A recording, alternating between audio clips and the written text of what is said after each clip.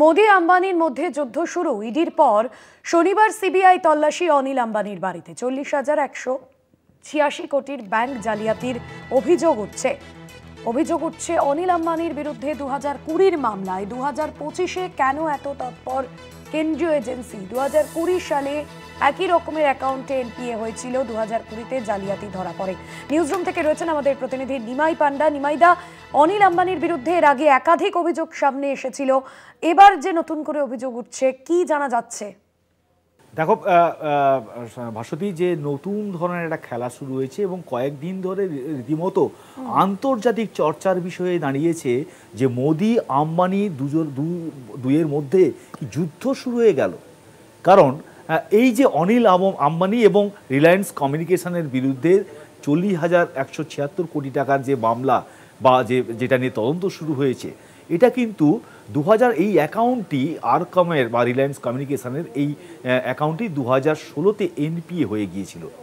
2020-তে state ব্যাংকের যে অভিযোগ হয়, স্টেট ব্যাংক অভিযোগ করে এবং তারপর 2020-তে ফ্রড ধরা পড়ে, অর্থাৎ জালিয়াতি ধরা পড়ে। কিন্তু 2030-এ এটা আবার রিভার্স হয়ে যায়। 2023-এ রিভার্স হওয়ার পর 2025-এর আগস্টের 18 তারিখ আবার নতুন করে কেস করে হঠাৎ করে ইডি সিবিআই কেন তৎপর হয়ে উঠল? ইতিমধ্যে ইডি অনিল আম্বানিকে ডেকে পাঠিয়েছিল এবং তল্লাশি চালিয়েছিল তার বাড়ি সহ রিলায়েন্স কমিউনিকেশনের অফিসে। আবার সিবিআই শনিবার সিবিআই রিলায়েন্স কমিউনিকেশনের অফিস এবং তার সঙ্গে অনিল আম্বানির বাড়িতে তল্লাশি চালিয়েছে। এবং এই যে অনিল আম্বানি বা আম্বানি গ্রুপ, যারা মোদি ঘনিষ্ঠ, বিজেপি ঘনিষ্ঠ বলে সবাই ভাবতো বা জানতো, বা আদানিরাও ঘনিষ্ঠ বলে জানতো, সেখানে দাঁড়িয়ে হঠাৎ করে মোদি সরকারের এজেন্সিগুলি, অর্থাৎ গভর্নমেন্টের যে দুটি এজেন্সি ইডি এবং সিবিআই, তারা কেন আম্বানিদের বিরুদ্ধে উঠে পড়ে লাগলো? এই নিয়ে কিন্তু বিশেষ কৌতূহল শুরু হয়েছে। শুধুমাত্র এই দেশে নয়, সারা পৃথিবীর বিভিন্ন আন্তর্জাতিক ক্ষেত্রে এ নিয়ে শুরু হয়েছে এই উৎসাহ বা কৌতূহল। তার কারণ তুমি জানো যে ভালোভাবে কর্পোরেট সংস্থাগুলি কারা সরকারে আসবে বা কারা সরকারে এলে তাদের কাজ হবে, তাদের ব্যবসা হবে, সেটা নির্ধারণ করে। এবং আজকে নয়, এর আগে বাজপেয়ী সরকারের উত্থান বা পতন বা মনমোহন সরকারের আসা যাওয়া, এর পিছনে কিন্তু রিলায়েন্স বা আম্বানি দের হাত ছিল। এবং তারপরে আদানিরা উঠে আসে এবং আদানিরা বিজেপির বেশি করে ঘনিষ্ঠ হয়ে উঠছে, এমন অভিযোগ উঠতে শুরু করেছে। যে কারণে যে আগে দেখা যেত যে নরেন্দ্র মোদীর বিদেশ সফর, সে ওয়াশিংটন সফর হোক বা ইউকে সফর হোক, সেখানে আম্বানি আদানি সঙ্গে যেতেন। কিন্তু কয়েক মাসের চিত্র বদলে গেছে। সেই চিত্র কীভাবে বদলেছে? না, একদিকে আদানিদের বিরুদ্ধে আমেরিকা তারা কমপ্লেন করছে, অর্থাৎ ডোনাল্ড ট্রাম্প কমপ্লেন করছেন এবং ইন্টারন্যাশনাল কোর্টে তার নিয়ে বিচার শুরু হয়েছে।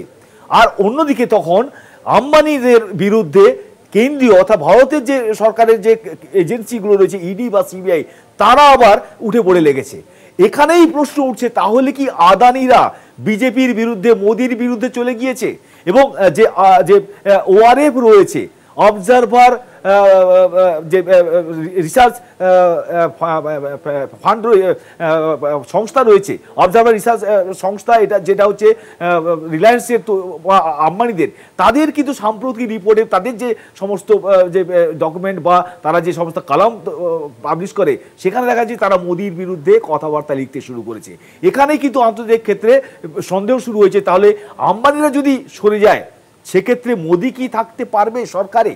কারণ ইতিমধ্যে বিভিন্ন সূত্র থেকে উঠে আসছে যে আম্বানিরা 140 জন বিজেপি সাংসদের সঙ্গে যোগাযোগ রেখে চলছে।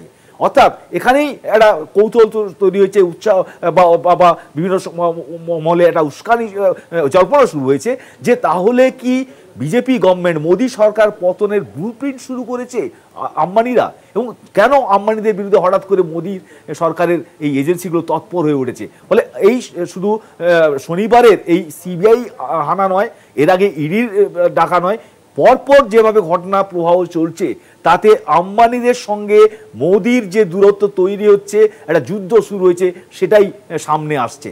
ভাস্বতী, ধন্যবাদ জানাবো নিমাইদা। সরাসরি ছিলেন নিউজরুম থেকে আমাদের প্রতিনিধি নিমাই পান্ডা।